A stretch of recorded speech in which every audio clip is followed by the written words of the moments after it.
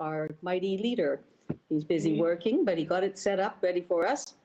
So some of us, oh, Pili, Lisa, adios.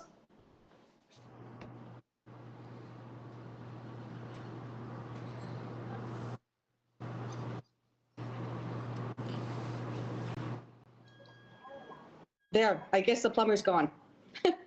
That's why. Hopefully it works. Oh, there's Jim Cunningham. Sort of.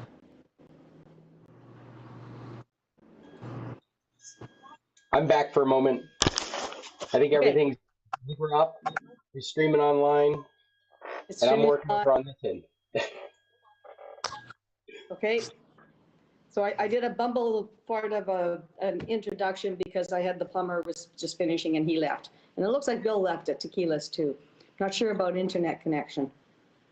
Okay. I see Paul keeps freezing. I'm not sure what's going on. Well, everybody's coming in fine on my end. Okay. Just falling asleep is all.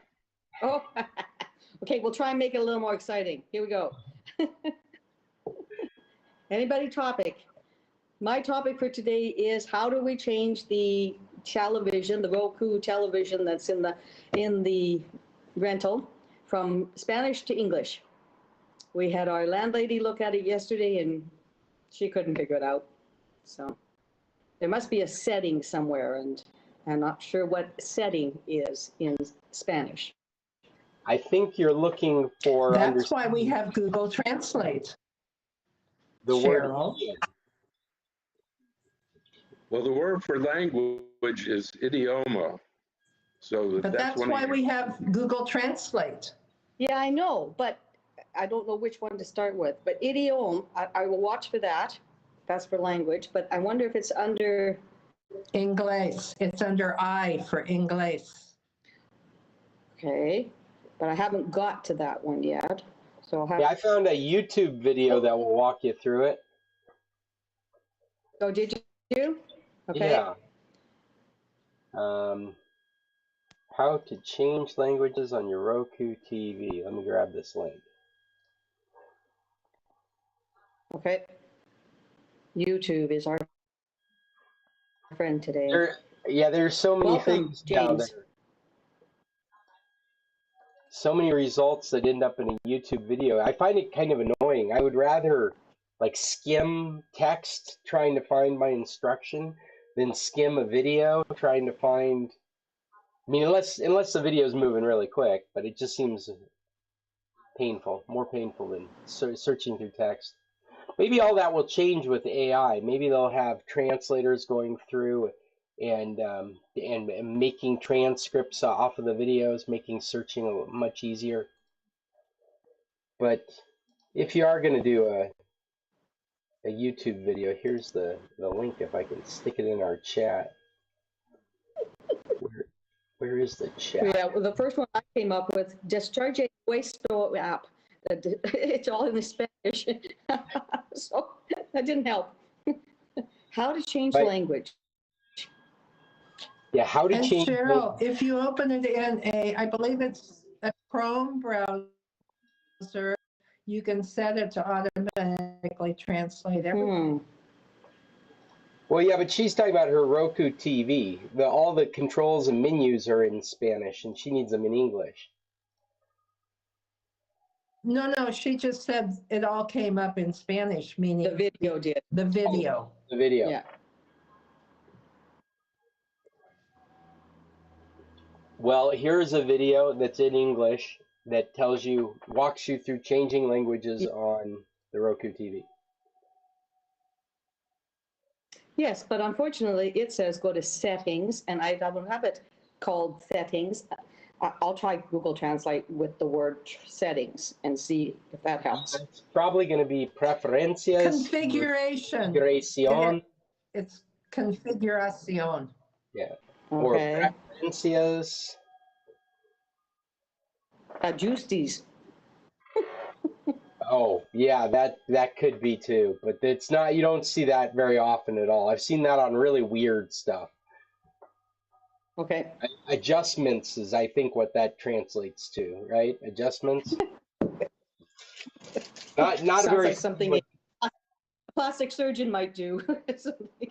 So, I wonder if, oh, this might be a good opportunity to use Google's AI bard.google.com, and we could ask it ooh. what is the word for settings on the Roku TV in Spanish? And maybe Bard will have collected that information and be able to spit that out at us. I tell you, I've been using Bard all weekend working on a program for this company here, and it has just helped me refine my program over and over and over. I write the program, get it to do its thing, ask Bard, hey, how could I make it a little faster at this? And it would make a suggestion, and I would copy and paste that into my program, and it would break my program, and then I'd make all the changes that would make it work with my program, and then run it again and get the results and send it back to Bart, say, hey, this is the version I'm using now. I'm getting these results. What if I want these results? And on I went all weekend working on this program. It was a really cool experience. It reminds There me was very, an interest, go ahead, no, go Julie. ahead. Yeah, I'm sorry.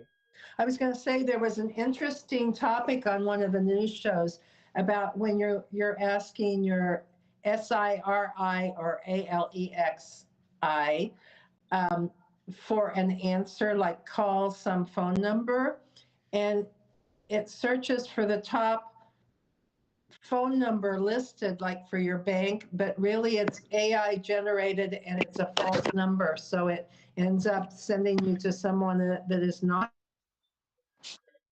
your bank. Oh, really? Is the word for setting on a Roku TV Spanish? Okay, I found configuration. Yes, Yeah, that's got to be it. that's it. Oh, So now which one? and here I used Bard. Can I get over to my main monitor here? And here's a perfect example of AI lying to us. The word for setting on a Roku TV in Spanish is ajustes, which is a complete lie because Cheryl's got it up there on the TV saying configuraciones. So Bard took like the Google Translate and superimposed that into the language to address the language correctly, the grammar correctly. But it's not the right thing. It just made that up whole cloth.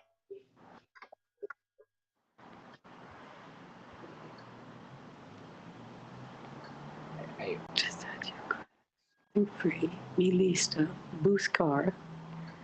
Well, you're looking for idioma. Okay, so I got configuration, but I got controls, subtitles, Keep going. the image, audio, How about parent Sistema? control. Sistema would be, Inicio? no, that would be start menu. But Sistema would be an over-encompassing set of settings. It would be for the whole Down. system. So go down to Sistema. Yeah. Okay. Is there not a search button, a search little thing that you can type in idioma? There's idioma right there in front of you. It's the fifth one down. Right there. There it is. Yeah. And then click that and then English. Technology has been over. Oh boy. Solved one tech problem. Ready There to you go go. again. There. If we get Brad. one today, the meeting was worth it. We now have our TV in English. Look at that. Awesome.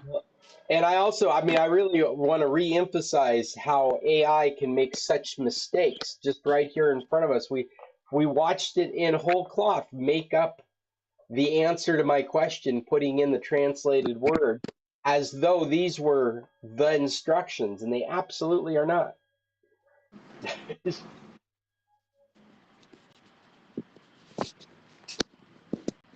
Let that be a lesson to you, Scott. Maybe what you put out is not really true.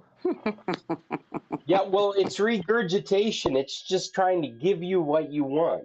It's not trying to be accurate or not. It's just trying to interpret what it is you want. Yeah, I absolutely do want the settings. So it gave me the settings, but the settings don't exist. It just made it up to try and provide me with what I wanted. Alternate facts. Exactly. Did it make you happy or did it not? So, That was kind of my point there. yeah. But I'll tell you, for like code debugging, it has been wonderful. I can take a piece of code, I can drop it in, and I can say, okay, I've written this code, but I'm getting this error, and copy and paste the error in, and say, oh, well, you get this kind of error whenever you're doing this kind of stuff. And then it gives suggestions to the code I gave it, saying it's probably here, here, and here you need to change. And then I do the changes, and like 3 out of 5 times it works, and the 2 times it doesn't, I just rearrange it till it does, and many times it is solved the problem. It reminds me, it's very similar to when you're collaborating on a program. When I was in college, we would write programs together and we'd share ideas with somebody, and it's just like having somebody that's as accurate as somebody would be, just instantaneously chatting with me. I ask him a question, gives me an answer. He's, oh, why don't you look at this reference? I look at that reference. Okay, I did all that, but now I've got this error. It's like, well, that error, and that feels very comfortable to me in that kind of development cycle. Because it's the same kind of conversations you have with another developer as you're building something. So I opened up the first news item in our document today. The grocery chain is removing self-checkout after realizing executives hate it. And the first thing I see is Home Depot. I didn't think Home Depot was a grocery chain. But anyways, I guess they have a picture of Home Depot. That's probably AI advertising selecting. They're like, this seems like an appropriate place to put in a Home Depot ad right here. But it's actually Booth's stores. British Pharmacy. Oh, it's a British. Oh. Excuse me. Like London Drugs, they sell food too there That's true. at Boots. So this is out of the UK. That's where I've seen Boots. Yeah, England has been selling groceries for more than 170 years. Our customers have told us this over time, that the self-scan machines that we've got in our store can be slow, they can be unreliable, like AI, and they're obviously impersonal. So. And there's a lot of jobs that we would lose, Yeah. We're at the point now where we're going to have to figure jobs for people, like even if they're what they make is not money, but it's improving the culture that we have here or whatever. Not that checking out stuff improves the culture, but at least they can feed the kids, Well, this one, it talks about the executives as well as the customers weren't liking it. They like the people contact. Yeah. I'm trying to open the next one, but it doesn't want me to. It's like on a British bus, there's always 2 guys. One guy drives and one guy takes the ticket. Ah. Like they experimented with just having people just pay, but people thought that was funny. Yeah, where's the, what do you call the guy that takes the ticket? Ticket taker? Conductor, I think. Conductor. I was going to say, don't we have a conductor? I was in Hungary, and there's a button in the driver's place, and when he stops and pushes the button, that means that he can't drive anymore because he's pushed the button, and so the conductor opens the door and does everything, and then closes the door and pushes the button to release the driver's position. So that when the bus is stopped, the bus driver is reading an article in a newspaper or something, like They don't have to deal with the people. Mm, It's not That's bad. They just drive. that's their break. It's their break, and it means they're focused on just that. They don't come off of an interaction with an irate customer and start to, play bumper cars with everybody else. Mm. Well, places that don't allow self-service gas pumping do that to employ people, like the state of Oregon, I know. Yeah, and they're less expensive per gallon than their neighbors. And plus they get a social program out of it. I have a question for you, Paul. Yeah. You have a new vehicle, and so do we. We put it into miles. We physically changed the readings and everything to miles when we were in the United States. And then we changed it back to kilometers. And then when we started it up again in San Carlos, it was back to miles. And then we drove a little bit and it changed itself to kilometers. So we were wondering about yours. Did it automatically sense what it was supposed to be in? Well, I have a car that I leave here, and the car that we drove down in is parked, so I Oh, haven't operated it again. yeah, because Bill was wondering if you got to that point in Arizona, just south of Green Valley there, all of the road signs start being in kilometers instead Yeah, of. 19. But the strange thing is when we went through the border, for about 30 seconds, our screens were black. So the car knew something, but it didn't change it to kilometers. It just reset something. In the middle of that, okay, did you come through Mariposa? Yes. Yeah, we got to Mariposa and they've got that brand new Homeland Security office there. And on the US side, there must have been 8, maybe 9 officers, uniformed people.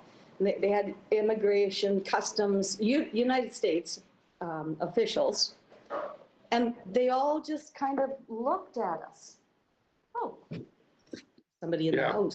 I keep an eye on you too, also. Yeah, we saw a couple, but they just looked at us. Well, they didn't even kind of make eye contact. They were talking to each other. One was eating, and there was one in the booth. But we couldn't figure out what they were there for and what they were doing.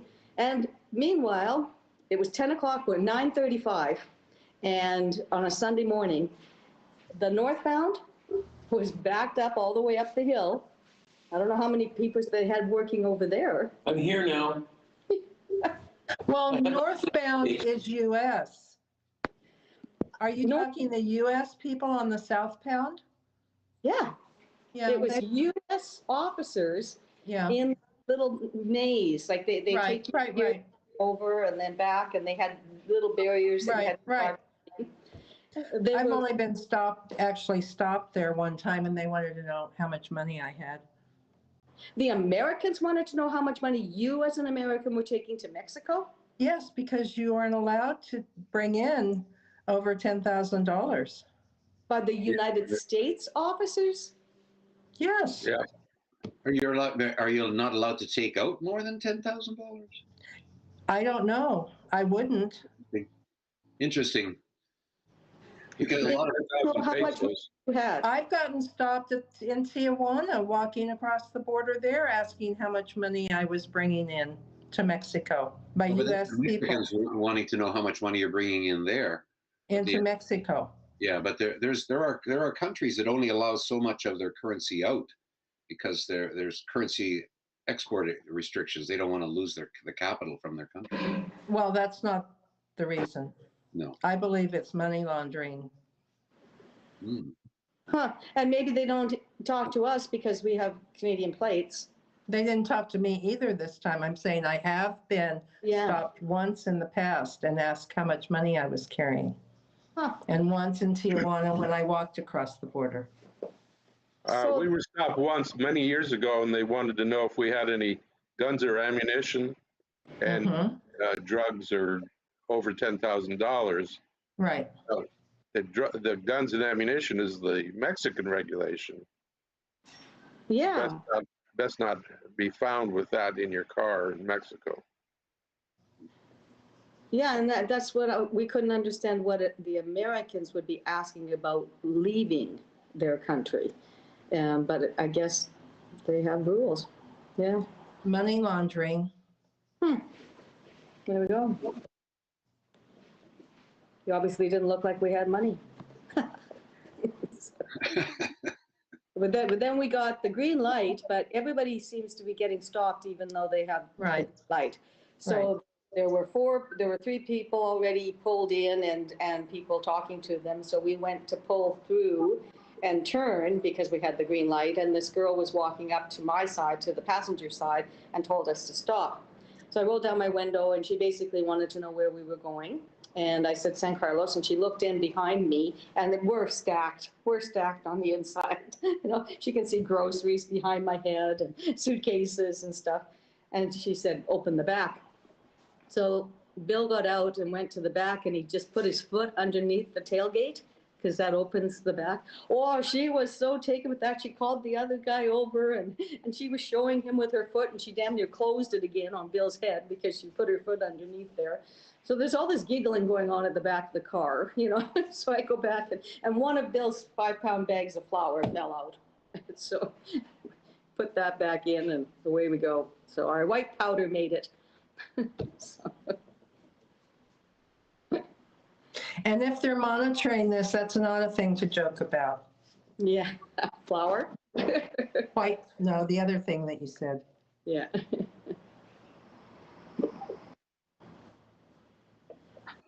Yeah. Did we lose Scott? Where is he? Scotty's busy in Phoenix, so Oh, yeah. we're mumbling along on our own. Did we hear from Chester? Haven't heard No. from Chester this morning. Judy had a hard time getting in. We made it. And Bill was down at Tequilas, but he came home after breakfast.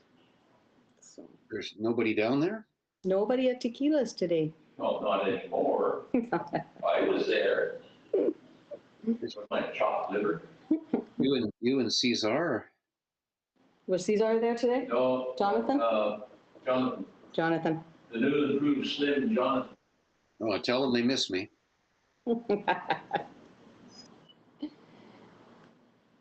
I did see Cesar down there on a Sunday. He said hi and nice to see us all. He can't wait for us all to be back. And I said, well, we're trying. He knows we're trying.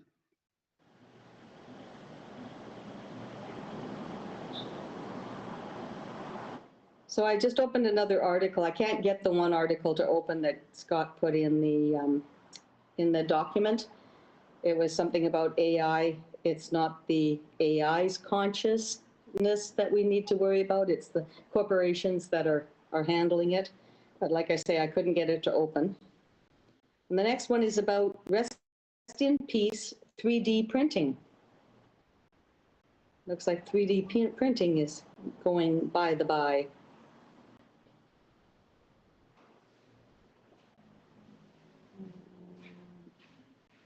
I don't have that in front of me. Why is it going by the way? Well, basically it's saying that it was always investors, investors that were feeding the economy of the 3D printer. For over a decade, the industry has largely relied on investor funding, but the time has come to focus on generating genuine revenue and profits. And this presents a challenge. Few companies in the sector are highly profitable. Others may be profitable but are burdened by debt. There's a limited pool of firms experiencing both high revenue and growth. I think it's an article that has, hi, I'm back. I think what it's really pointing out is how they need to start rethinking this whole direction. Like they've plotted off in this one direction of 3D printing, thinking of it as the personalized the personalized toolkit or tool desk, where you'd have a station in the corner of your house. You'd give it instructions, and it would spit things out for you. That's kind of the model that 3D printing has been following. And this article kind of gets into how there are all these different facets that are making that difficult and not profitable. And they've been propped up the same way some of these startups have, like an Uber or Amazon was, with this venture capital. They've just been burning through money, keeping this kind of cottage industry afloat with this kind of this path of development. And the article points out how what we're probably going to see is like the corner shop or the mail order shop, where you would ask them to design something for you, and so the widget isn't there. There's a middleman between you and your widget, and they're kind of arguing that's a good thing, because right now where we're at, a normal person can't make their own widget. They don't have the CAD skills available. The software's clunky and difficult to use and learn. The materials fail when they're not a precise performance. So you don't do these kinds of constructions lightly. You hand them off to a service, some business or a person who's dedicated to making sure those kinds of tasks get completed correctly. And it can be very costly for you to be doing it in your house. You screw up your widget, you got to print it again, screw it up, print it again. And pretty soon the whole idea of being able to replace these items with your own creations becomes very expensive. Going to be a department at Staples or something. Yeah, I think I could see something like that. Like you'd come in with your idea and there'd be somebody there that just specializes in, oh yeah, or you hand them something, they pull out a little measure tape. They're like, okay, it's this size. Or they've got a hand scanner that they're putting over it and then they stick it in the software and they start manipulating and making it work for you. Or maybe it's as simple as we make widgets that can be modified in a dozen different ways. These are the dozen, and you go to a website and you pick the way it's supposed to be, this configuration like this, and then they print it out and send it to you in the mail. They almost do that with fans for radiator fans in engines. There's a whole book of fans, but they're just a set of numbers. And when you order it, they make it. Oh, that's interesting. Yeah, I bet you're absolutely right. It'd be interesting to find out how much stuff is already functioning like that. Yeah. Well, they don't use printers. They cast it somehow. I don't know how they do it, but that would be a place where you would want to be able to do it. Filters, maybe something like that too. Yeah. It's interesting. It's an interesting opinion piece. It's got a lot of good information in it. Yeah. I was big into the 3D printing concept 10 years ago, 15 years ago. I really thought it was going to take off in Mexico, and it hasn't. It's just stumbled. There's some enthusiasts that are doing it. There have been a couple of times, you guys might have had experience, where somebody that was doing some work for you had to wait a little while something got printed so that they could fix whatever the broken widget was. It seems like there are people that have access to those kinds of people under specific circumstances. But in general, at your corner store or in your house, that just hasn't happened yet. Going to Oxo and getting something printed out in 3D has just not happened yet. We have a friend. Sorry, Cheryl. So we have a friend who is a magician, and he has designed and created a couple of magic tricks, and he's got an apparatus that he is manufacturing, and he made his prototypes and everything on his 3D printer at home, and refined it and got it all fixed up before he went further. So he's got his 3D printer at home, and he experiments with different things, and he's made replacement parts for the sink and for different things. But yeah, I imagine if he's looking at marketing those magic tricks, they won't use 3D printing to make them. It wouldn't be. It wouldn't have the consistency or the quality that a 3D. Go He ahead, used Sean. he used it in his prototype and his discovery of exactly how he wanted it to look and feel before going off for manufacturing. Yeah. Yeah, Any and so heat that's kind of, the parts disappear or what? I'm not sure exactly what it does because it's magic. No, it's some sort of a card trick thing, sort of like a wallet that you put the card in and somehow it changes it or does something.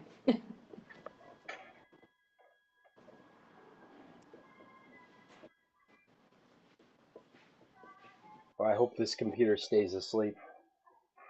Oh, I may have just resolved it with a command line that I was unaware of. I mean, it should have been easy to find.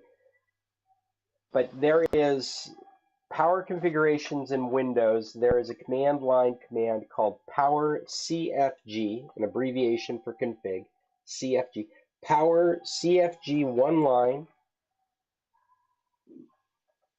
and then you can modify that command with -restore default schema. 3 words all together, no spaces. And what it should do is it should reset the power profile in Windows to Microsoft's default power settings. And so I just found this and I applied it. And by God, that computer is not waking back up.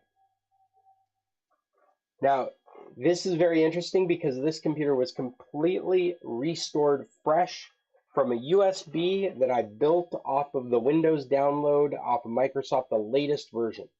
The hard drive was completely formatted, and so this was a blank system, had Windows installed in it. It's a ThinkBook, and it does self-recognize as a ThinkBook when you start getting into Windows updates, because Lenovo does a good job of providing Microsoft with those updates that their computers will need.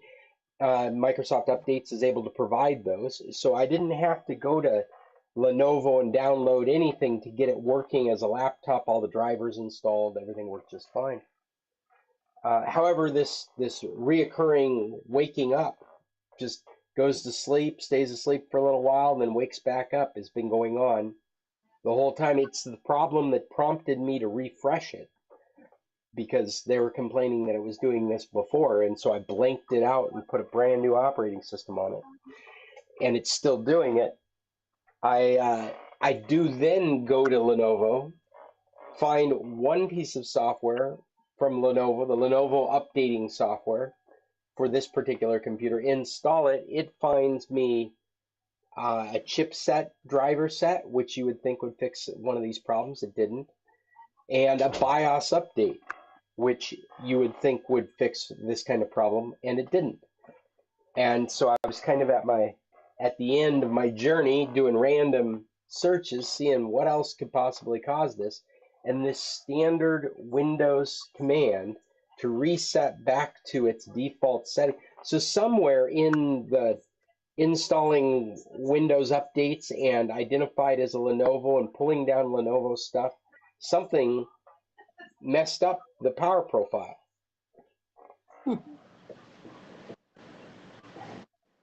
But it's definitely asleep now. I think I fixed it. Something to remember for next time. So I put another link in the document that you were trying to open, that one about Meredith Whittaker. I don't know if you can open that one. It's ugly, but it should. Well, what it does is it opens up into some Google link and then it redirects to Fast Company.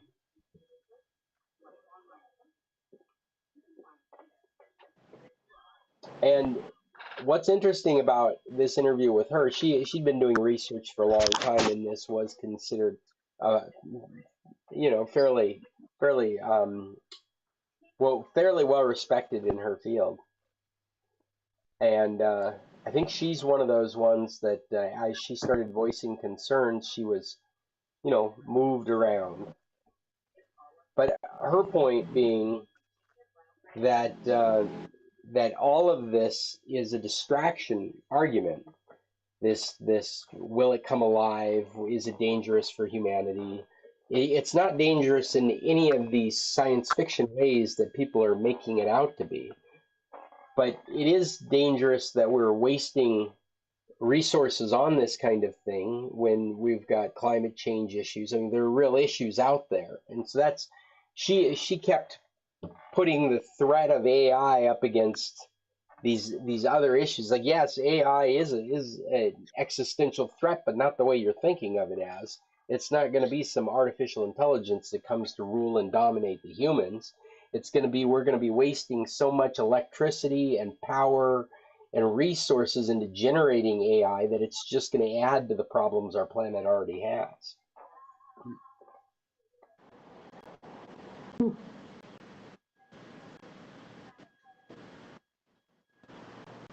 Yeah, it's the same thing people complained about radio or TV as technology changed. It's not really the medium that's the problem, it's the director. Well, I think it brings up some real thoughts in the tech community about the way they interpret some of these problems. Like her position would be, we're really getting distracted by trying to resolve real problems, and by doing so, we're creating a problem that's similar to like the Bitcoin problem, where it might be good, might be bad, but the problem is that it takes so much electricity that's creating bigger problems in other areas. It has nothing to do with AI. Like you're worried about AI coming to life and running military robots, and but the real problem is the amount of resources that will get sunk into AI will distract from solving the real problems that we have in the world. And then I think there's another side of thought in the tech community for that kind of thing, and it's more like an Elon Musk's approach to things, where his attitude would probably be, bring it on, bring the AI. The AI, the faster we can get the AI online, up to speed and smart, the faster it's going to be able to help us solve the problems that have been created on our planet. They're going to have the solutions for using up the resources, and so it's in our best interest to push the technology forward. I don't know if I personally agree with either side of that, but this is fundamentally one side of that debate of where AI is positioned and where the media is positioned and where our culture is positioned right now about AI.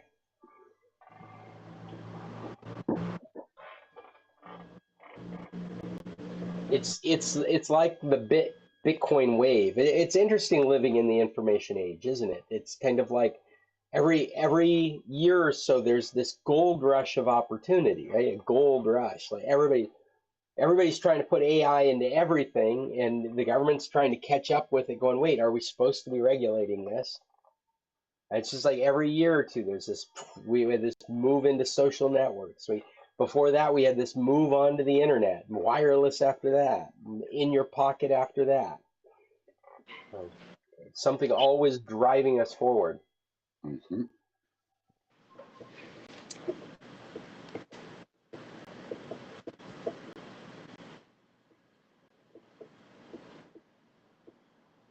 But her one of the points that she doubles down on is that this is the advancement of AI is not at a stage where there is any real existential threat from the product.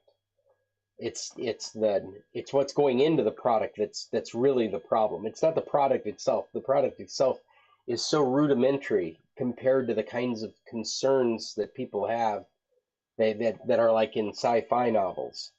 That's far from the biggest harms. The biggest harms are what's driving to get to that, to bring that AI out. On the ground problems, much harder to solve. Anyway, I found it a fascinating read. I think mining Bitcoins probably uses a tremendous amount of energy and computer concentration. You should worry about that too. And what about kids that are playing computer games, you know? Well, going needs back to tremendous- I think Bitcoin's a good analog to AI because AI is very expensive to run, very similar to what's the resources that get put into making Bitcoin. And so there's this balance that we have to come up with as a society of the benefits that we're getting outweigh the costs to get them. And Bitcoin is really unbalanced. The the promise of what it could bring us when it first started out was so intriguing. The amount of resources that it's taken as it's grown is just ridiculous. The amount of greenhouse gases and wait, I'm sorry, Cheryl, what are you guys? And obviously the opportunity for fraud, for the misuse and mishandling of it. Yeah. I mean, that on in itself is a nuanced discussion, right? I mean, like a fool and his money, right? I mean, it could have been anything. It could have been acorns. I mean, if you're not smart about what you're dealing with, you're going to lose. And it's hard to. I have trouble assigning grudge to the technology in that respect, because what was going on with Sam Bankman-Fried was fraud on the most classic sense. He was taking money and spending it where he wasn't supposed to. Unfortunately, Bitcoin was at the center of that, and cryptocurrency was at the center of that, and so it takes the blunt of all these hits. Maybe it is a perfect analogy because what she's saying about AI and what we're saying about Bitcoin here is there is problems with AI, but they're not the problems you're talking about. Like crypto had nothing to do with the fraud. They just used crypto, right? So But this, Paul mentioned, video games. I think when video games became very popular and third person, reality type things, and what were our concerns and what did we miss that we should have been concerned about is always a problem with technology. Is it, be fear of what? Should we be afraid the AI is going to take over, or that making of the AI is going to destroy our Earth? It's just so hard to figure out. yeah. Oh, yeah, but I think they're a good analog to each other in that Yeah. respect because what makes headlines isn't what we should be scared of. What we should be scared of is the same classic problems. Are we wasting too many resources on these things? Are they giving us a benefit? I think about that kind of stuff when we talk about the cloud services. It has gotten nearly impossible for you to transfer something from one device to the other in your house without an internet connection, which typically means that information has to go all the way out to the cloud and come all the way back in. And I think a couple of weeks ago we were talking about this offline first movement that's going on, where developers and service providers need to start changing their focus to making applications and data available to a device, regardless of whether it has a connection. When you've got it in your hand, it should be in your hand. If you put it in airplane mode, it should still be in hand. It should still be usable, right? If you lose your cell network, you should still be able to. You were just looking at that data. It shouldn't just disappear. You should be able to move around in it. And that's, I mean, that is, as silly as that kind of talk is, that's exactly what we're talking about is why are we using so many resources to do a simple thing? If I want to put a picture from my phone to my computer on my local area network, why do I even need an internet connection? But all the development has moved in this cloud first. It goes right along with the smart appliance thing, where I'm always complaining about smart should be passive.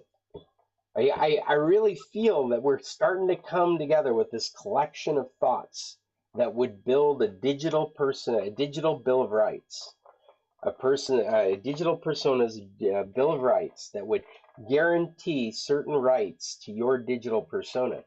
All of these are starting to feel like those kinds of issues. Offline first, passive smart, right?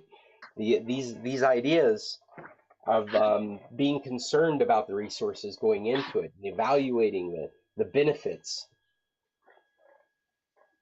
It needs to happen.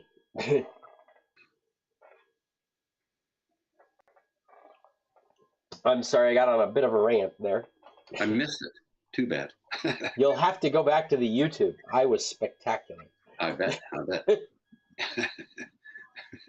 We'll get you a spot on Colbert. Well, I did not mean to take the meeting away from Cheryl. She is still in charge, and I need to hang up for just a moment. I will be back as quickly as I can.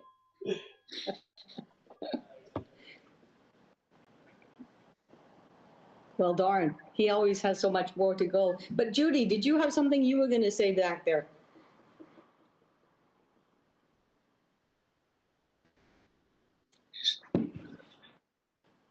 Can't You're muted, Judy. Sorry.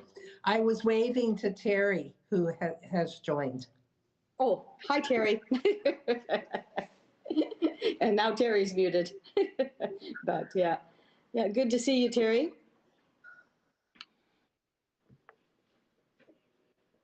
And is Sandy there too? Say it again. Is Sandy with you? She's good. Yes, I'm here. I'm not showing myself though. Well, you're looking. Can you hear her? You're sounding wonderful. There you go. Yeah, so you guys are up in Alaska. I was telling Scott that I've been invited to go to an event here in San Carlos, and I'm supposed to wear my Alaska wear. We're doing a book club where we're going to discuss The Great Alone, and we're supposed to come dressed in. I want to be there. Yeah. We'd love to have you, Sandy. But anyways, I'm supposed to wear Alaska, and I didn't know that when I left home. So I don't have my mucklucks with me. But I was wondering if Scott's family had a T-shirt that said Alaska on it or something that I could borrow. So. Oh, I'm sure they do. Yeah. Well, you might want to just bring a bucket of snow. Man, we have been overwhelmed with snow here lately. Have you? We don't have any at home. We keep looking at our doorbell camera, and there's nothing there. And like the last few years on this day, by now it's deep. So. Yeah, we've had 2 major dumps, and I think we got another one coming, and it's just stopped. Schools aren't in session. Everything's remote learning. It's just really clobbered us hard. Roads are pretty bad to drive on. What about you, James? How's Vancouver Island? It's green, but we had frost this morning on the roofs. Yeah. Till the sun hits it. But it's lovely now. Well, this is one of the earliest times we've come. We usually don't get here till after Thanksgiving, till after American Thanksgiving, which is coming up. But it's just right. It's nice temperature, and air conditioners are working fine. Yeah, I see you got a new place. Where are you situated this year? We're on Montglaires. It's 322. We're right on, like, just off of Beltrones. Kind of down from Piccolo's. We walked to Piccolo's last night. Took us like 4 minutes. So yeah. It's where Blair used to be. No, I don't think anybody's been down here. I don't know if you knew Candy. Candy was living down here, but no. You know where Karen Stewart's event? Yeah. We're like just around the corner, around the dip, just down the road. Huh. Yeah. Well, it's a nice spot. Walk everywhere. Yeah, we could. Mm-hmm. And you got we have a hard time getting out of here by car because you're going the wrong way on the lateral, and then if you want to go east, you can't. And it's funny. People do actually go the wrong way sometimes in that lateral. Yeah, we sneak through every so often, but last year we got pulled over for doing that. But What was the consequence? Well, we had all of our stickers on the back of the car, and we don't know if that helped or not, but he just said, have a good night. So he pointed out to us that, we did go the wrong way, and Bill said, yeah, I know, we're just trying to get home. We just live over there. And yeah, he let us go, but.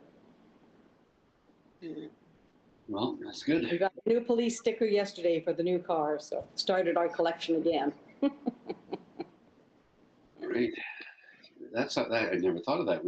One should buy 2 stickers every year and stockpile them, so when you get in your car, you can look like a local. Yeah, that was a sad day for me. I had my Castaway Kids, and I had one from Benamachi.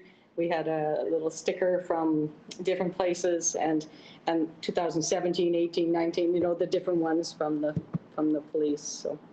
Gotta take it down to the detail shop, and they'll use their heat gun and just peel them all off for you. Yeah, there you go. Okay. I see somebody has put in our document a recommendation for a movie. Was that Scott, or was that one of you guys? Dirty Money? Dumb money. Dumb money. Oh, Dumb Money. There you go. This is. Do you know the movie, Paul? No, I think it's Scott. We Scott just knew the watched name. this. We just watched this. This was an awesome movie. Very entertaining. Has a bunch of actors in it. This is the story of the Wall Street Bets group that brought GameStop up so high and toppled some hedge funds. It's really well done. It's very funny, and it's very sincere. It seems like as accurate as I remember the whole thing going down. And you get this real insight into the guy that really kind of led this on Reddit and YouTube.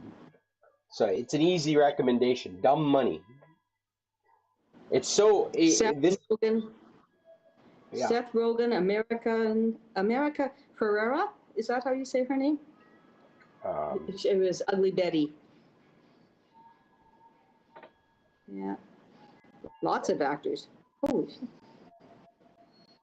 Yeah, and it is so poignant right now. I mean, this all just went down less than 2 years ago. And so it just gives you a real insight. I remember watching interviews with people like Jim Cramer describing the guy that's doing this as somebody that knows markets and knows what he's doing. And then you get inside this guy's life. And he's like, well, yeah, but he's living a life like I am. He's not a Wall Street trader. He's not one of these billionaire guys. He's just some average guy that knows a little about finance and is sharing his opinions online. And he just led this whole movement of the poor against the rich for a period of time there. Dumb Money. Money. Well, now that we've got my TV in English, I'll be able to start watching things. Well, I've got one for you then. Bosch. Have you guys watched Bosch? I binged Bosch all of the seasons. Okay, and then afterwards, It's excellent. It's there's another one. Starts with IN. I'll have to ask Carolyn. But it's set in Britain, and it's another sort of law show. The intricacies of lawmen's troubles, and they have different cases every week. So it's interesting. This next one, but I'll have to ask Carolyn what the name of it is. But if the end of Bosch, then it's one of the suggestions that they suggested us onto, starting with I can't remember. IN though, starts with IN. Bosch, and then there was Bosch Legacy when he was no longer on the police force. But so I watched. I I really, think I only saw one season of it, though. I'm not sure if there's more Bosch Legacy. Two. There's two? two. Okay. Mhm. I'll have to watch for it. Yeah. Yeah, I'll go and ask Carolyn about that, what the name of that other thing is. You go ahead. Whatever Carolyn. Terry and Sandy, you guys usually have some good things to watch. Well, we've been watching Bosch Legacy 2. Back over Yellowstone, back over. Oh yeah, we got Sandy's sister here with us, and so we've been rewatching Yellowstone. Just started 1923 and too, so we're enjoying watching those over. Yeah, we watched, what was the first one? 18? I can't remember what year the first one was, but yeah, we haven't watched the 23 one yet. So maybe this year we'll get that done. But I watched you guys' recommendation, Alaska Air or Arctic Air. Did you enjoy it? I did. I watched the whole thing. I just, night after night, got it all done. Yeah, it was good. I thought it was a lot of fun.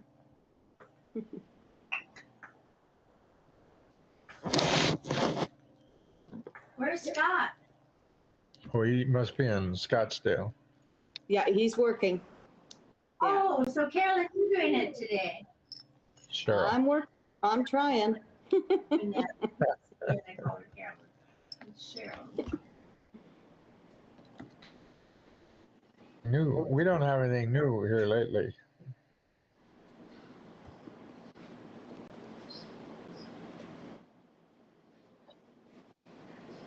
And your bionics are all working well, Terry?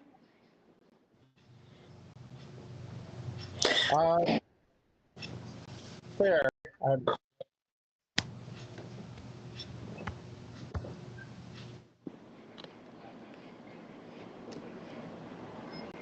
I can't raise my hand on the little hand, but where are you watching Bosch Legacy? I believe I watched it on Prime. Oh, okay. Yeah, I'm pretty sure that was on Prime, but I think I only had one. Oh, there, you just raised your hand. It's very delayed. Wow, it's 'Cause very delayed. Yeah, because it said to me, Carolyn has, joined the meeting a long time after I knew he was there already. But yeah, so some things in Google, and they haven't kicked us out. We're past our hour, so not sure what happened there, but it does that sometimes when I'm the And host. where did you watch Arctic Air? Arctic Air, I believe, was Stremio. Oh, I don't do that, so. Yeah, well, no, maybe not. I believe we got it on Freebie. On what, Terry? 3 on. What did we start? I was saying we finished it up with Freebie. The first Oh. 2 I thought we had on Netflix, but I'm not sure. Maybe it was Prime. Cheryl, you thought Arctic Air was Prime? It was either that or I can't remember where I watched it. Yeah. We were pleasantly surprised by Freebie. We hadn't really had much experience with that. By the way, have you guys talked about the jury? Oh, is that the one where the guy is the only one that doesn't know everybody's just actors? Oh, I tried to watch that. It was highly recommended. And it was just so strange. I think I only watched about 4 of the episodes, but did you guys go all the way through? Oh yeah, we watched the whole thing. And it was so unusual that it got a lot of media attention too. You could read stories about it and so forth.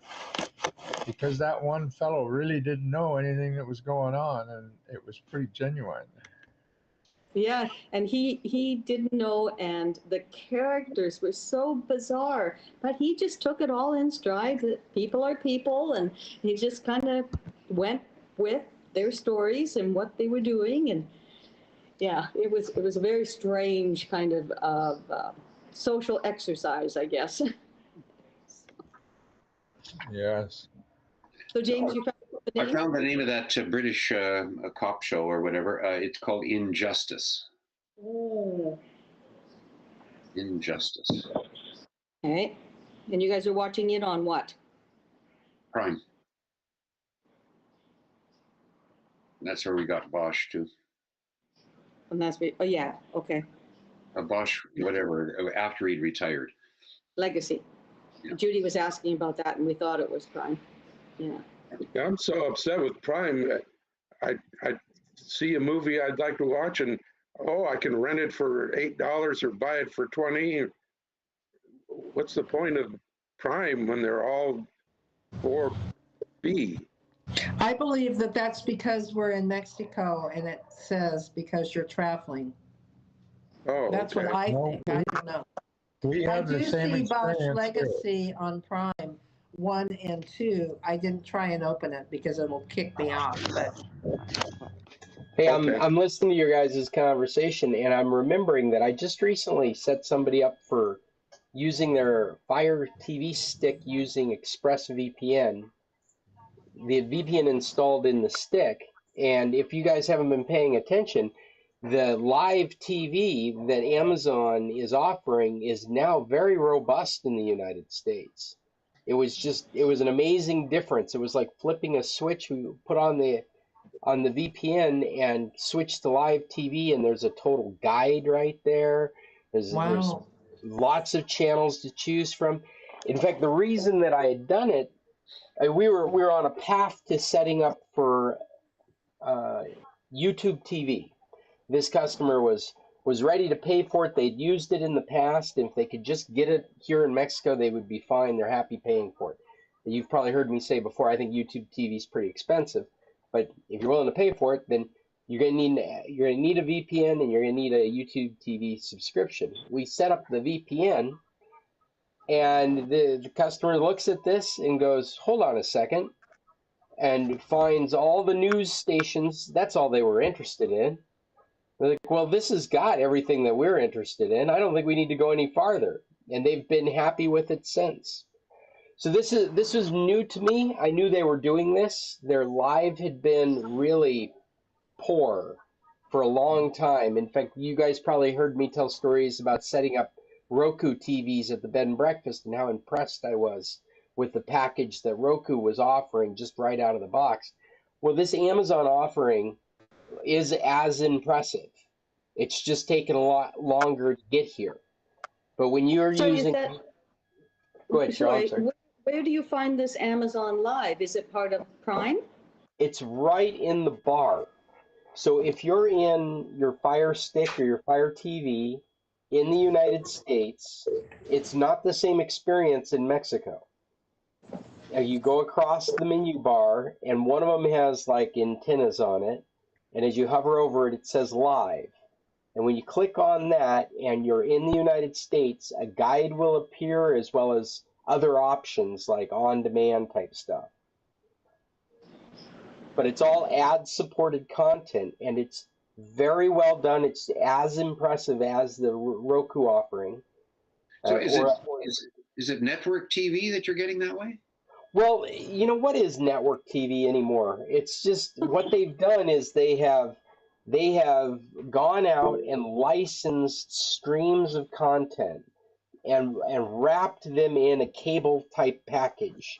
So there's hundreds of channels that are just rolling ad supported. So yeah, there's network TV as far as things like MSNBC, CNN, Fox, things like that. And then there's obscure stuff that they were able to license, and they just made a channel. There's probably, I mean, I'm making this up now because I can't pull it out of my memory, but there's probably a CSI channel, so you could just watch CSI all day long.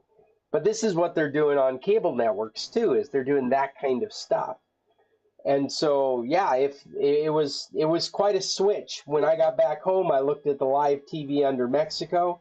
Still the awful kind of experience where you've got a couple of applications you can install that will give you a live feed like ABC News and NBC News, but not organized together in a nice guide that you can click through with a remote like you would your satellite TV or your cable TV. And So that's is this something that could be done with my Roku? Not my Roku TV, my Roku little remote thing that I plug into my TV? Or is yeah, this only a Fire Stick thing? this is an Amazon offering to compete against the Roku offering. So if you wanted to do this, you would get an Amazon stick to take advantage of that service. I don't think Amazon, you could look for Amazon TV in the Roku store, but they would have to create that app, and I don't think they will. Just in the same way that YouTube TV has fought to get on and off of Roku and on and off of Fire Stick, they have conflicting interests. Okay. And so I've got a feeling you're not going to find Amazon Fire TV service in the Roku store, but I haven't honestly looked. It is definitely on your Fire Stick. But So You think it's on older Fire Sticks, Scott? I do. I think it is on older Fire Sticks. And what would we look for? Well, you would just go along, there in the States, you just go along the menu bar as you're thumbing over. There'd be one there that would highlight live. If I remember right, it looks kind of like a TV with antennas. And you click on that, and it dumps you into that experience. And it's a completely different experience than before. Like The audio one. you've probably flipped past it before. It's one of the icons that you've learned to ignore because there was nothing really relevant before. Okay. Well, we'll take a look for it. So I wanted to talk just a little bit more about what Paul said, because we've really had that frustration with Prime too. You know, it seemed like, used to be, we really felt like we got a lot of good viewing there, and then we started feeling like we got tricked with, we'd get ready to watch something, and then there was a charge for it, and it just seemed kind of silly for it to be under Prime, and yet we're still having to pay for it to watch it. I just opened my Prime Video on my phone, and a couple of things. First, it said traveling. Some things won't be available to you, but then I got this updated new look. Welcome to the redesigned Prime Video. See what's yours. The little icon with the blue circle with a check mark in it, that's included for you. If it's got a little yellow shopping bag with a handle, that's rent, buy, or subscribe. So they've got them marked now right at the very beginning, so you don't go through. And then it says, let's go. So, and then it says Prime, Amazon Originals and Exclusives, those are all free. So it's in the menu now. When I get down to popular movies, it's got a little shopping bag beside it. Well, I think it's a constant, since the beginning, it's been a constant frustration. They're more interested in selling you stuff than you really understanding what you're going to buy. And you just have to accept that using their services and their technology. They built it right into their interface so that it comes up right in front of you, exactly what you're looking for, but you got to pay for it. They're not working hard at making sure you understand that that's a separate service than what you've bought. I mean, you legitimately have access to a large catalog of videos and shows that are available on Prime. But the Amazon interface is going to show you shows and videos that are available across all of the services that they've partnered with to present you with what is basically an advertisement for their service. So you click on the show, and what you find out is what the thumbnail that was presented to you as something you want to watch. You find out that's actually an advertisement to get into a different service. And before it was really bad, because if you were just quick on the draw, you could have gotten into a service without even thinking about it.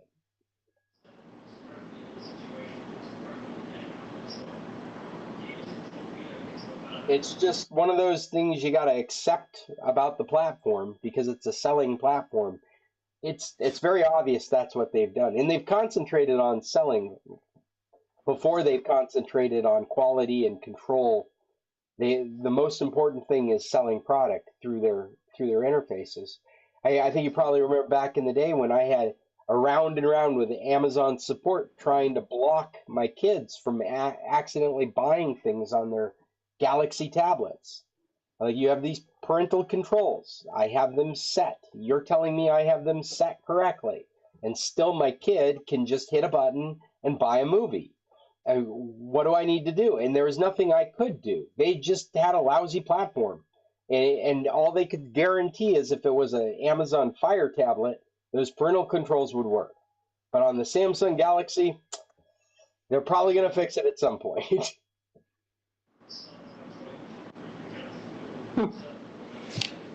Okay. So did Well, they refund I you might for have- your kids' purchases, or did they just say you eat it? Oh yeah, no, they did. And that's something to be said about Amazon. I was working with a low-level technical support person, and we worked back and forth. We did a number of trials with different settings, and every time it would pop off a purchase, and they would knock it off my account just because we were just seeing what would happen. They knocked off all the inadvertent purchases before.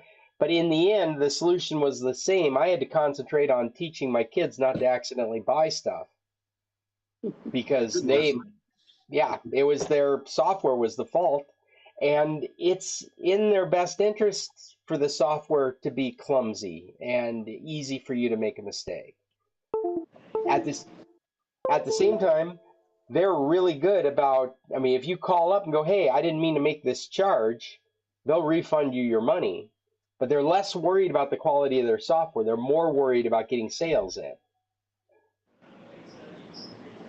And I'm afraid Paul and Dad, you guys are suffering from that kind of thing. Is if you were to approach an Amazon person, they would be kind of like, well, you realize that we're an advertising platform, and these are services that we partnered with, and so you need to read the fine print under each one of these that indicates that this is a different service than Prime. You would get those same offerings whether you're paying for Prime or not.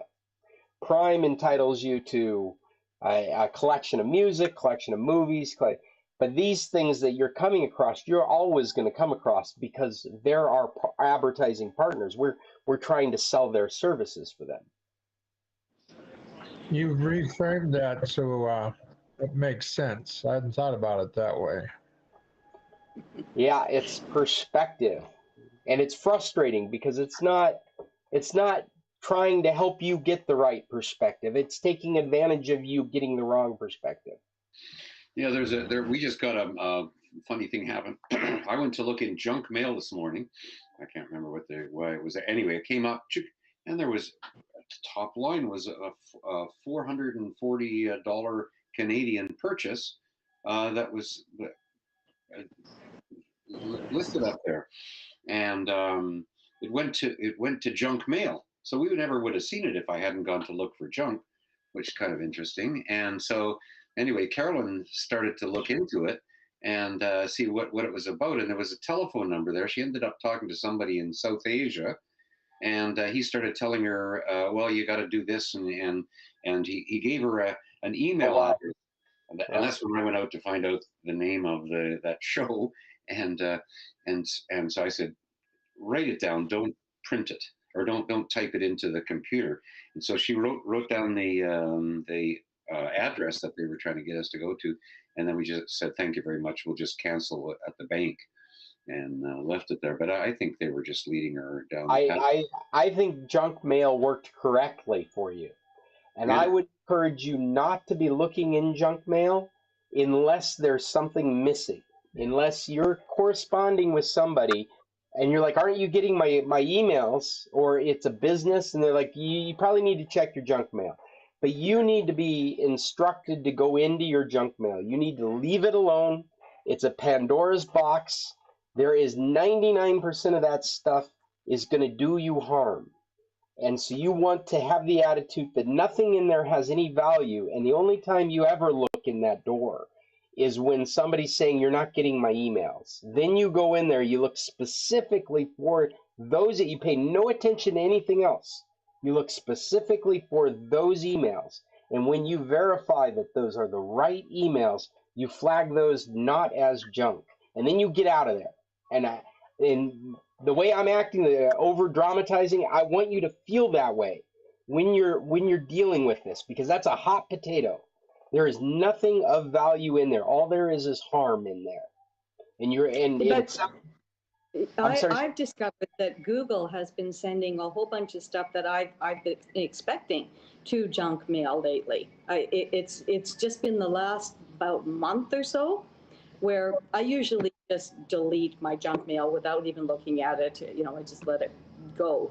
But I was in there the other day and I thought, wait a minute, why is this in here? And there was a whole bunch of things that I had been missing and they've been going in there. So I told them that this is not junk, and I got it kind of reset up again. And I think I'm back to clean, but yeah, it was strange. no one is going to be able to tell me a story that will change my attitude about the way you should treat your junk mail. You are driving down the wrong lane going into your junk mail. So here's the question. Yeah. Here's the question. If I hadn't gone in there and just inadvertently seen this 440 charge, and we ignored it, probably wouldn't have even showed up in our bank. No. It was all just trying to take advantage of you. Fishing. It was that price in the subject line was to get a knee-jerk reaction out of you. So you're like, whoa, what's this all about? I haven't bought anything. And then you click into it. God forbid it has some malware in it. Hopefully it's just an email. But then you followed up by using the phone number that they had listed, by corresponding with them through that piece of garbage. Yeah. And so that's where you're going to get hurt. Is like okay, say it's from JCPenney's. Like, well, we have a JCPenney's account and a card. You're done with that junk mail. You now need to go in a completely separate operation and go check your JCPenney's account. You don't use any of the information from that email. You go to your card, you go to your phone number for JCPenney's, and you start dealing with them directly. You have nothing to do with that junk mail, because still that junk mail is probably just garbage trying to take advantage of you. The problem is PayPal. Oh, your money transfer of $1,000 just went through successfully from PayPal. You're like, whoa, wait a second. Well, so many of us have a PayPal account. That's really going to get somebody's attention. But you would not follow anything in that email. You would go to your PayPal account and check and verify if anything like that has happened. You would do nothing off of the junk mail that you found in junk mail. I did check my bank account. Nothing's gone through. Did you hear that? Yeah. Yeah. Nothing's gone through in the bank account, so that's probably what it is. Yeah, they are. And you know what? There's this really interesting interview that was done with this guy on, what was it on? It was on Today Explained. It's a Verge podcast. And it talks about this guy that was, during COVID, was going to build a pool for his family. He's a young guy, younger than me. He's a tech journalist, so he's somewhat tech literate. And he got himself into a position where he zelled $31,000 away to a fraudster to build a pool that would never happen. Oh, jeez. And it took forever to figure out what happened. But apparently his contractor, the guy he was supposed to be, I'm summing it up. There's a long story, and he lulled himself into believing that this was all going to happen. He talked to a legitimate contractor. He was recommended from another friend that just had him build a pool. There was a wait period because there was so much demand for building pools. So it was like a 4 to 6 month block between the first and last time he talked to the guy. And he got a confirmation that they were ready to do his pool next and asked for them to wire some money. And they gave him some Zillow addresses. Is it Zillow? Zilly? I don't use it. What is it called? It's because it's actually one of these services that even your bank might be. I think it's Zillow. Zillow. Zillow. So this is something even some of the banks will no, that's not it. That's a real estate. Money wire. Zelle. Zelle. That's what I'm probably trying to say. Peer-to-peer money transfer app that allows users to move funds from one bank account to another. Kind of the goal of Bitcoin, and what the Federal Reserve has finally signed off on, this Fed First thing. But he was given some email addresses to Zelle this money to, and Zelle has some restrictions, like so many thousands that can be transferred per a day. And so they gave him a couple of different accounts to send it to. And you listen to these email addresses and you're like, you're a tech journalist. Why would you send money to Pussycat37 at AOL.com or Long Way Home at MSN.com? I mean, why would? And he explained that, contractors are kind of shady, and you actually kind of want a contractor to be a little shady because they'll get you the best deal. And so they might be trying to pay employees in a weird way so they don't have to pay as much federal tax. They might be buying stuff. So it didn't occur to us that these were, I mean, now looking back on it, they're like, oh yeah, we probably should have questioned those email addresses. But at the time, in the height of the emotion of getting this work done and just being sent all these opportunities to get it started, they just followed through with it, up to the tune of $31,000.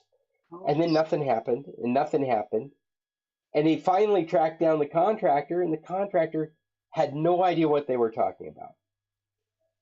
And it was all done through the contractor's email.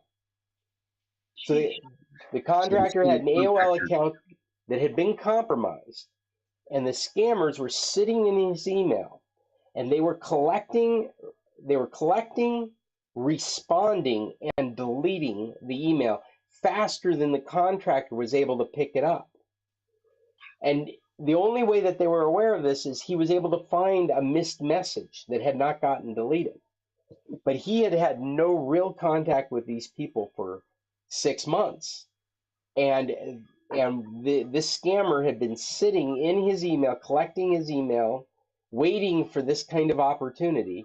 And when it arrived, immediately jumped on it, started corresponding with the people, enticed them to send $31,000 to get this project started, and was deleting all that correspondence, so the contractor wasn't aware at all that his email had been hacked. This is a really interesting interview to go through. I mean, he just opens his soul to I mean, it's embarrassing for especially a tech person to get scammed like this. But it's important that people know that these are the ways that people get scammed. They're not paying attention when they're supposed to be paying attention. He goes into even farther. He's trying to get the money back. He changed his whole attitude towards, let's find out. He's a tech journalist. He puts on his journalist hat. He starts doing research. He gets a lot farther than the average person would get. But one of the things he reported on that he was so disappointed with was just the apathy towards the problem. And it's not because these consumer groups and these law enforcement groups don't care. It's just such small stakes compared to the real problems that they're dealing with. He talked to one expert, One law, he said, honestly, you're going to have to, that would have to be 10 times the size for us to be concerned about it, to even get it on our radar. And he's saying for us to even start paying attention to it, it would have to be around $300,000. And $31,000 is just a drop in the bucket compared to the amount of money people are getting frauded out of. And so they're having to really concentrate on these much larger networks of fraudsters that are going on. This one particular case, they can't give any attention to one particular case. He said actually that the surprise was the local law enforcement had the best response to it. They actually took a report and added it to their inventory and made sure it got filed in all the right federal databases. But they're never going to see that money again. It's just such a chronic problem right now. We probably need to have a section just on, have you been frauded lately, here in Computer Club, so we can all learn the latest ways people are getting scammed. Because we got to stay up on it, is the same way we stay up on technology, the same way we stay up on the news. We have to constantly be reminding ourselves of these ways people are getting taken advantage of. This sitting in the email. I mean, I hadn't heard that for a long time, that kind of thing. I'm sorry, Jim, I didn't mean to interrupt you. Well, that's what I was saying. That was a good thing to reiterate with Carolyn and I, is that if it's in the junk, then just don't play with it. Yeah, that's a firebox mess. You should not spend any time in it. You should treat it with that kind of sincerity. You should go in there with gloves on, knowing exactly what you're doing. Otherwise, anything in there should be just burned, just immediately, just thrown away. And one of the things that I do occasionally, especially if I've had to go in there and look for something, is I try to go in often enough and just delete everything without looking at it. Just delete it. I'm not looking for anything specific. I want to keep the number down. So when I am going in there to look for something specific, it's gonna scream right out at me. So can you just delete all? Yeah. In most email systems, look around the header banner, and there'll be something that'll be delete forever, send to trash, whatever it is. But I would recommend having that kind of habit and do not look at the email, because everything in there is intended to entice you. It's intended to make you look. You don't want to look. You just want to trash it. The only time you want to look is when you know that something's missing. You've gone in there looking for it. Having worked in the federal government for a long time in Parks Canada, that had this old. He was a major in the army before he was in the parks, and this was his career in parks. Got him all the way up to the 90s, and he was in the Second War, so he'd been there a long time, young fella, and just stayed. And every Friday he would clear his desk into the round file, all in basket and whatever, just into the in. And I caught him doing that one time, and I said, what and we're not talking a computer, this is an oak desk that he's clearing, right? So he clears it off and puts it in there, and he said, if it was important, they'll get back. This I can email, phone calls. There's so many different ways to communicate with each other. If it's important, they'll be persistent. That's right. And everybody knows what the threat is. That was his thing. And another one that he used to do is he would they would ask him for the information that had already been sent.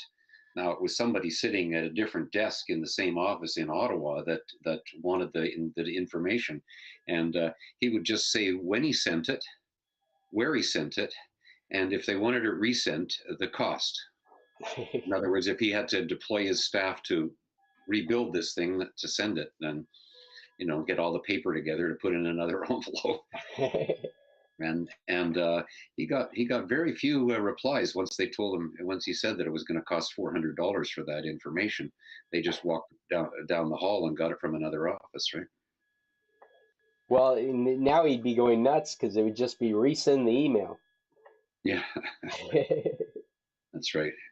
Well, I think he's It's gone to the happy hunting grounds now. Hey guys, I've got to go. I've got to get back to this. You guys are welcome to stay as long as you want, but I'm going to say my goodbyes now. Well, Cheryl, I'm leaving the meeting too, so it might end. Yeah, I'm ready to say goodbye. So au revoir. Nice All to right. chat and everybody. I'm glad that you got a nice place there, Cheryl. Looks very very spacious. Well, it's spacious, but I need to go buy some hangers because there isn't a single one in all the 4 closets in this house. They sell nice packs in the Riscate usually, and if you go back and talk to the ladies at the back, they'll make sure that you get a good pack. You know, Yeah, yeah. at least they do that for me. Okay, All right, we're closing off, and we'll see everybody next week. bye bye.